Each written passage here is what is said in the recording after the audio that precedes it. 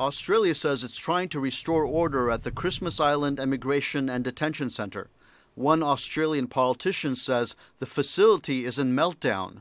She says employees of Serco, the company that manages the facility, have abandoned their posts. The situation inside the Christmas Island Detention Centre now is very tense. There are no guards inside the facilities.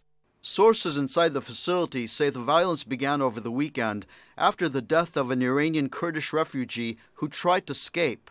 The detainee in his 30s had sought refuge in Australia but was jailed instead. His body was found at the bottom of a cliff.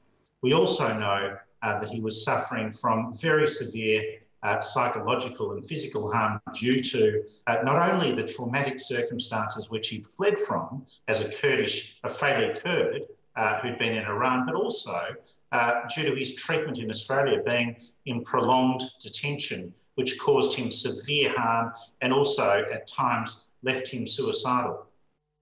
Detainee rights groups accused the Australian government of cruel and inhumane treatment at Christmas Island. Now there's concern that the treatment of people seeking refuge in Australia will get even worse.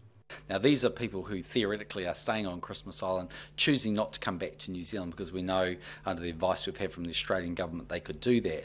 Now the risk is that they actually damage their own appeals because they undertake other criminal activity when they're there. Some Australian senators say there is a crisis at Australia's immigration and detention centres.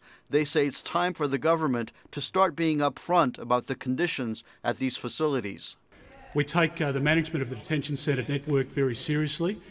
If people have caused damage to Commonwealth property, they will be investigated and prosecuted in relation to those matters.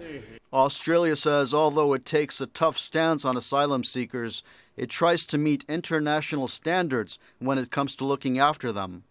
Paul Chadurjian, Al Jazeera.